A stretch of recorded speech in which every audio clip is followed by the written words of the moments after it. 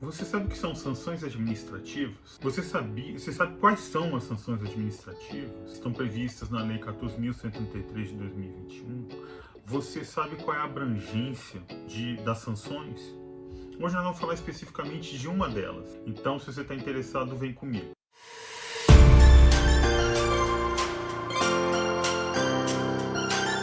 Seja muito bem-vindo ao nosso canal Licitação e Gestão, trazendo mais informações e dicas sobre esse mundo vasto e complexo de licitações e contratações administrativas. Para você que não me conhece ainda, meu nome é Frederico, eu sou servidor público federal há mais de 26 anos e leciono desde 2013. Hoje nós vamos falar sobre sanções administrativas, mais especificamente sobre a suspensão de licitar e impedimento de contratar com a administração. Por que eu estou trazendo esse assunto à tona? Porque agora recentemente saiu um acórdão novo do TCU tratando novamente desse assunto aí. Só lembrando que nós estamos falando ainda da Lei 8.666, que tem data para morrer, né? Pelo menos por enquanto, né? Já tem gente dizendo aí que a coisa não vai ser bem assim, não. No dia que eu estou fazendo esse vídeo aqui, a informação que nós temos é que tem a lei complementar, né, 198, que estendeu a vigência da legislação antiga. A legislação antiga é 8.666, 10.520, e o RDC até o dia 30 de dezembro de 2023. Vamos trabalhar com essa data, não temos nada de novidade por enquanto, e é assim que a gente vai seguir o barco. Bom, então, estamos falando ainda sobre a égide da 8.666 de 93. E aí, lá, nós temos algumas sanções. Quais são elas? Nós temos, primeiro, no artigo 86, nós temos a multa de mora. E no artigo 87, no inciso 1º, nós temos a advertência. No inciso 2º, nós temos a multa compensatória. No inciso 3º, nós temos a suspensão de licitar e o impedimento de contratar com a administração. E no 4º, nós temos a declaração de inidoneidade para contratar com a administração pública. Então, essas são as sanções previstas na legislação antiga. E é importante que você saiba disso, mesmo que a lei morra no dia 30 de dezembro, porque muitos contratos vão continuar vigendo. E aí, quando você for aplicar uma sanção e o contrato foi estabelecido, foi assinado, decorrente de uma licitação, onde a legislação de regência era a legislação antiga, nós temos ainda a ultratividade da lei. Nós já conversamos sobre isso aqui no canal. Então, em nome da segurança jurídica, esses contratos lá atrás, quando eles foram estabelecidos, que seriam regidos pela Lei 8.666, eu não posso lá num determinado momento mudar o regime, qual que seria a legislação que seria aplicável a essa lei, ou a esse contrato, né? Não faz sentido. Como é que eu vou mudar as regras do jogo no meio do caminho? Então, esses contratos vão continuar vigendo por mais algum tempo e essas questões de sanções também. Mas voltando aqui no nosso caso concreto, eu estou falando de um acórdão do TCU recente, é o 11.623 de 2023, primeira Câmara, não é plenário, tá? Primeira Câmara. E lá ele levanta mais uma vez uma questão específica sobre o que está lá no artigo 87, inciso 3º, da Lei 8.666 de 93. Para isso, para levantar essa questão que eu vou falar logo adiante, ele cita inclusive vários julgados do TCU, todos do plenário. Eu vou colocar aqui na tela, tá, para vocês, se for o caso, fazerem a sua pesquisa mais apurada. Mas o TCU ele tem um posicionamento muito firme com relação a esse tipo de sanção. Só deixando claro, antes da gente avançar, que além dessas sanções que estão previstas lá na Lei 8.666 de 93, surgiu depois ainda uma sanção específica na Lei 10.520 de 2002, que é a Lei do Pregão. E lá no artigo 7º, ele fala em impedimento de licitar e contratar com a União, Estado, Distrito Federal e município, ou municípios, ou... Isso é o detalhe, tá?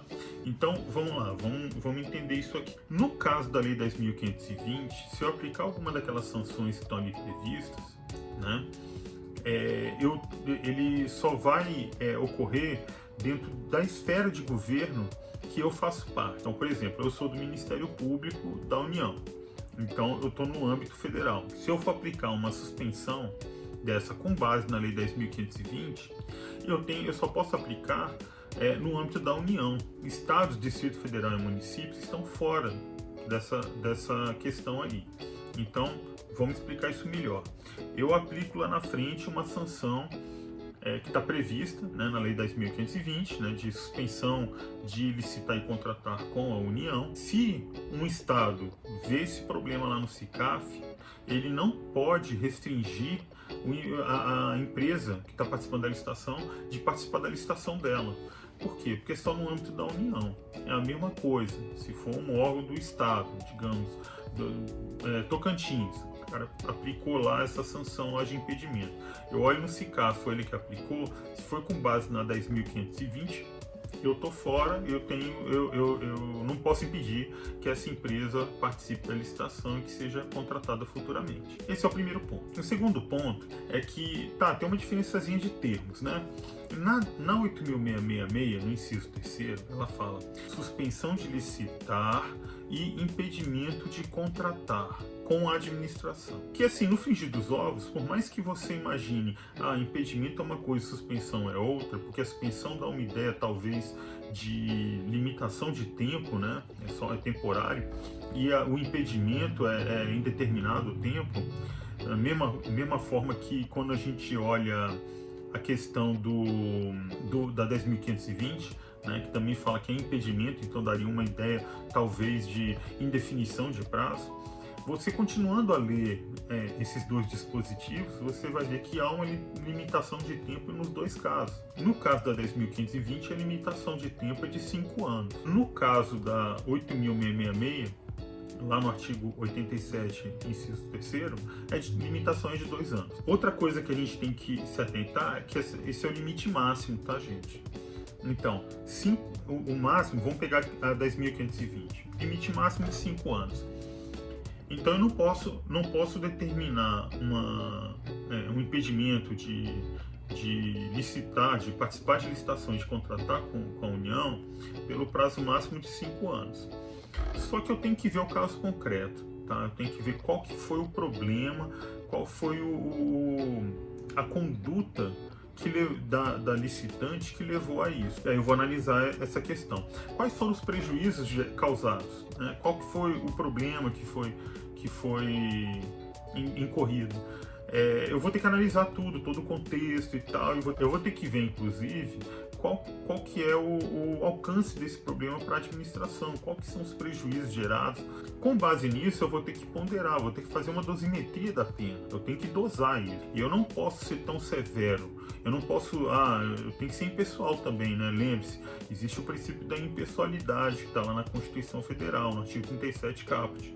Então eu tenho que ser impessoal, eu não posso pegar e tomar raiva da empresa e querer punir ela com severidade, não posso, não é assim que funciona, eu tenho que ser imparcial. Então eu tenho que dosar essa pena para que ela seja adstrita somente aos prejuízos, aos danos causados, né?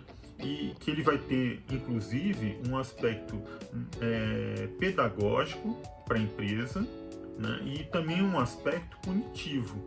Então ele tem esses dois aspectos aí. E para fazer dosagem não é fácil, tá? Estou falando isso porque eu já trabalhei muito com isso. E cada caso é um caso. Você tem atenuantes, você tem agravantes e você tem que avaliar tudo isso.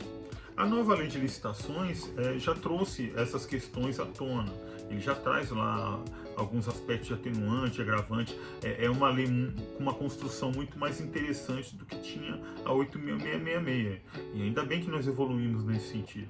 Mas, voltando aqui ao nosso tema, a grande questão aqui que eu estou querendo trazer é o alcance. E esse alcance, ele perpassa por uma questão de conceituação. Porque lá no artigo 87 da 8.666, ele fala assim, suspensão de licitar e impedimento de contratar com a administração. No próximo inciso, que é o 4º, ele fala assim, declaração de idoneidade com a administração pública. Então, um ele fala de administração e o outro ele fala de administração pública. No caso, aí você fala assim, poxa, mas isso aí não é a mesma coisa? Bom, eu quando comecei a trabalhar com licitação, eu pensava a mesma coisa. Eu falei assim, gente, coisa, né? Mas se você for lá no artigo 6º da Lei 8.666, você vai ver que existe uma diferença conceitual lá. Ele fala que a administração é órgão, ente ou entidade. E a administração pública é o conjunto. Inclusive é o conjunto englobando todos os entes federativos. Então, União, Estados, Distrito Federal e municípios. Então, você vê que, logicamente, o legislador quis manter uma severidade maior no inciso 4º, que é a declaração de idoneidade, e uma severidade um pouco menor no inciso 3º, que é a suspensão de licitar e impedimento de contratar com a administração. E esse é o entendimento que o TCU tem seguido, que é o entendimento da literalidade do que está na lei, numa análise sistemática da norma. Está errado? Está certo? Está certo. Tá certo, existe uma lógica no entendimento do TCU. E, inclusive, esse mesmo entendimento ele é seguido pelo Executivo Federal. Ele é seguido. Em 2017, se eu não me engano, foi lançado, inclusive, um caderno de logística voltado para essa questão de sanções. E lá eles colocam claramente que ele segue esse mesmo entendimento do TCU. O problema é que os órgãos do Poder Judiciário entendem de forma bem diferente. E aí começa a treta. O STJ, Tribunal Superior, ele entende que a administração pública ela é una, sendo descentralizada as suas funções para melhor atender o bem comum. Nesse entendimento, os ministros do STJ justificam que não há uma distinção, na verdade, entre os termos de administração e administração pública, ou não é cabível. Os termos de administração pública eles têm que ser seguidos como se fossem sinônimos. Então, o que acontece? Se, no caso do STJ, o entendimento é que, se tem um órgão que aplicou essa sanção para uma empresa, um órgão federal, digamos, aplica uma sanção, e eu que sou outro órgão federal, vou lá, puxo no CICAF, está lá essa sanção, mesmo com base na 8.666, artigo 87, inciso 3º, eu posso e devo impedir essa empresa de ser contratada. É assim que o STJ tem entendido. Eu vou colocar os julgados aqui também, tá? Eu tenho 2 julgados aqui da época que eu era pregoeiro, né? E eu vou colocar aqui para vocês. Mas assim, o fato é que quando eu era pregoeiro, esse argumento do STJ, dos ministros do STJ, me pareceram muito robustos e eu passei a adotá-lo com forte convicção. E assim, foi uma decisão minha, pessoal, tá, gente? Eu tinha isso aí muito forte na minha cabeça. Mesmo porque, vamos parar para pensar aqui, se eu fosse uma pessoa mau caráter, eu sou mau caráter com o fulano de tal, mas com o ciclano eu não sou mau caráter. Ou eu sou uma pessoa, ou eu sou outra. Ou eu sou uma pessoa desonesta, ou eu sou uma pessoa honesta. Eu acho que não faz sentido eu selecionar as pessoas que eu vou ser mau caráter e as pessoas que eu vou ser honesto. Não faz sentido, né? Então eu acho que é a mesma coisa. Pelo menos assim na minha cabeça que funciona. Pensando nisso, eu sempre segui a linha do STJ. Coisa de juventude, né? Vou confessar aqui que eu não medi muito os meus riscos. E é bom eu estar falando isso aqui para você inclusive avaliar e tomar mais cuidado. Se você for pregoeiro, se você está aí na administração pública, de qualquer ente federativo, você tomar cuidado com essas coisas. Aconteceu uma determinada licitação que tinha algumas empresas que eu já tinha desclassificado, deixando bem claro aqui para você que ainda não sabe, né? A desclassificação ou classificação da empresa se refere à etapa de preços. Então eu estou lá julgando a proposta da empresa e essa aí é referente a essa etapa. Então a empresa, eu já tinha desclassificado algumas empresas, né? E outras inabilitado. E aí eu cheguei na próxima colocada na sequência, né? na ordem de classificação. Eu chamei a próxima empresa e essa empresa eu fui avaliar a proposta dela. A proposta estava ok. Aí eu cheguei na fase de habilitação. Na hora que eu vi a habilitação, ela estava toda ok, com uma exceção. No CICAF estava registrado lá que ela estava suspensa de licitar e impedida de contratar com a administração por um prazo lá, não me lembro agora de cabeça, que isso já tem muitos anos. Quem tinha aplicado essa sanção né? Isso eu me lembro claramente, foi o Banco Central do Brasil. E aí eu tomei a decisão de inabilitar a empresa. Tomei essa decisão e segui firme na minha convicção. Então, mas eu tomei um cuidado, tá? Para você que não sabe, o Compras.gov, quando você vai fazer esse tipo de coisa, você vai registrar lá esse tipo de coisa, ele abre um campo de observação e tal, justificativa, você poder escrever lá. E eu citei os julgados do STJ para poder embasar minha decisão. Com base em que eu estou tomando essa decisão? Eu não posso falar da minha cabeça. Então eu tomei uma decisão, eu sou administrador público, eu tenho que seguir alguma coisa. Então eu segui os julgados do STJ. E aí eu botei todos eles lá, esses dois aí inclusive. Então o que aconteceu? Para minha surpresa, a empresa não aceitou, não ficou satisfeita com a minha decisão. E aí ela resolveu recorrer. Primeiro ela foi no TCU, e aí já viu, né? O TCU sempre teve um posicionamento bem contrário ao do judiciário. E eles entraram em contato, mandaram um ofício solicitando cópias de vários documentos da licitação para eles poderem analisar. E eu encaminhei tudo, a gente tem que atender. O TCU fala, a gente atende. O fato é que a empresa, ela caiu na besteira, né, graças a Deus, de entrar com mandado de segurança também.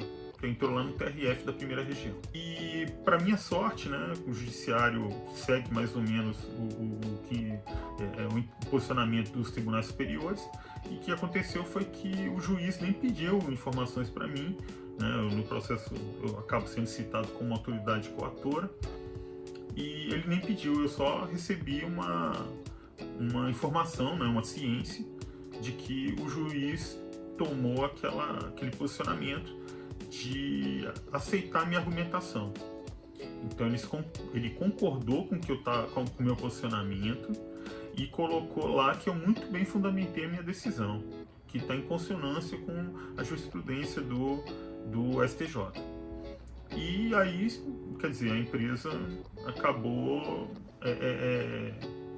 perdendo a razão perante o judiciário. E o TCU também acabou deixando para lá também, porque veio já uma decisão judicial nesse sentido e, bom, ficou por isso mesmo. Porque, na verdade, quem dá a última palavra é o judiciário, né? Com todo respeito, mas quem dá a última palavra é o judiciário. Então é importante que você se atente para esses detalhes, porque se ele não tivesse entrado no judiciário, e o TCU ia seguir a linha deles, e muito provavelmente eu ia ter que contratar um advogado, ia ter que entrar em via judicial para questionar uma decisão do TCU. É óbvio que eu ia ganhar, muito provavelmente, né? Mas até aí ia ser gasto de dinheiro e de tempo, então isso é muito ruim. Tem que dosar esse tipo de coisa. Mas afinal de contas, bom, mas aí nós temos que chamar atenção também que hoje nós temos uma coisa ao nosso favor, que é a LINDB, né? A famosa LINDB, que sofreu umas alterações mais recentes e que isso beneficia demais da maior segurança para o gestor público. Nós estamos falando do Decreto-Lei 4657 de 42. E eu vou colocar aqui para vocês na tela o artigo que trata desse assunto. O artigo 28 diz aí: o agente público responderá pessoalmente por suas decisões ou opiniões técnicas em caso de dolo ou erro grosseiro. Dolo é quando você incorreu, né, você tinha consciência e você queria concorrer para aquele resultado. A culpa é quando você não tinha aquela intenção e você incorreu naquele problema lá. E erro grosseiro é uma coisa muito subjetiva, mas o TCU já tem determinado, em alguns casos, já tem dado algumas demonstrações do que seria o erro grosseiro. Para complementar o nosso entendimento, eu vou trazer aqui ainda o decreto que regulamenta a LINDB, nesses pontos aí. Vamos para a leitura do artigo 2º aí do decreto. Então, nós estamos falando aqui do decreto 9.830 de 2019. E ele fala assim, na parte de motivação e decisão. Artigo 2º. A decisão será motivada com contextualização dos fatos, quando cabível, e com a indicação dos fundamentos de mérito e jurídicos, que foi o que eu fiz. Parágrafo 2º. A motivação da decisão conterá os seus fundamentos e apresentará a congruência entre as normas e os fatos que a embasaram de forma argumentativa. Parágrafo 2º. A motivação indicará as normas, a interpretação jurídica, a jurisprudência ou a doutrina que a embasaram. Parágrafo 3º. A motivação poderá ser constituída por declaração de concordância com o conteúdo de notas técnicas, pareceres, informações, decisões ou propostas que precederam a decisão. E é isso que aconteceu, né, lá nesse acordo que nós trouxemos hoje para conversar. O TCU ele reconhece que há uma divergência de entendimentos com o STJ nesse sentido. Ele coloca bem lá, considerando e tal, e considera também a questão de que não foi identificado nem dolo e nem erro grosseiro nos autos. Com isso, ele se limitou simplesmente a notificar o órgão informando que a decisão deles está dissonante com a jurisprudência do TCU e mandou também arquivar o processo. Por quê? Porque não foi identificado nem dolo nem erro grosseiro, né? Então não cabe aqui uma punição do gestor público. Ele seguiu alguma convicção, não fez nada da cabeça dele. Até agora a gente só falou da legislação antiga. Então vamos falar agora da 14.133 de 2021. Está aí, está vigente desde 2021, desde 1º de abril, e a gente tem que também aprender sobre ela, porque daqui a pouco ela vai reinar soberana.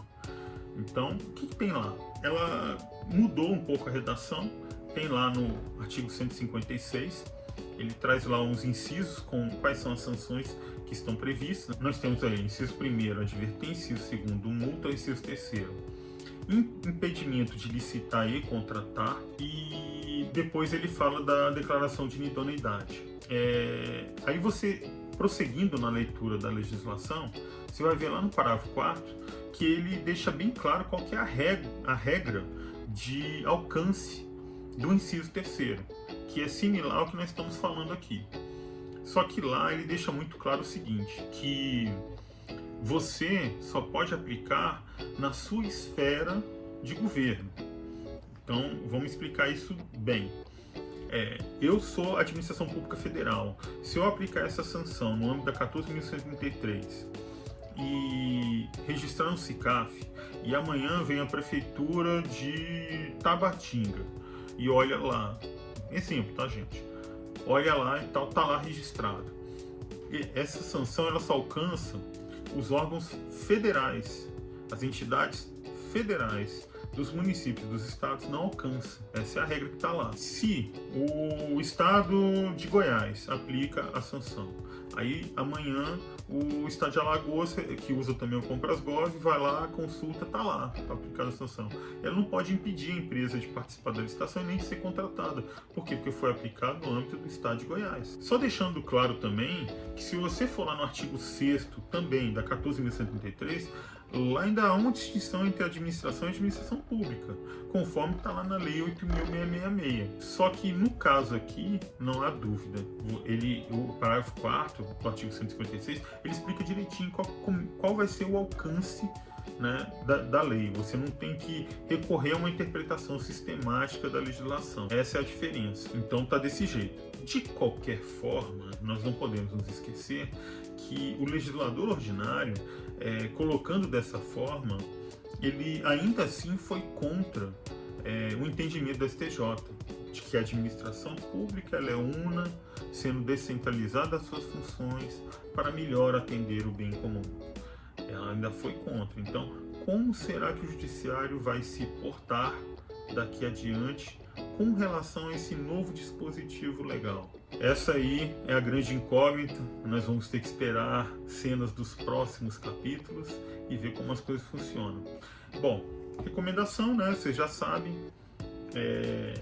Eu já agi com a minha convicção no passado e tal. Hoje eu entendo o risco que eu corri, né? Amadureci, vi o risco que eu corri. Então eu sugiro, no âmbito da legislação antiga, melhor seguir realmente o que o TCU apregou. No âmbito da 14.133, vamos também pela literalidade da lei. E vamos esperar cenas dos próximos capítulos para ver como é que as coisas se desenrolam. Beleza, gente? Bom, esse era o recado que eu tinha para dar para vocês. Espero que vocês tenham gostado. Se gostaram, deixa o like aí. É muito bem-vindo. Isso ajuda o nosso canal a sobreviver. E se quiser também, se inscreva, ative o sininho para receber as notificações, não perca nenhuma novidade, e vamos em frente, tá bom? Forte abraço, fiquem todos com Deus.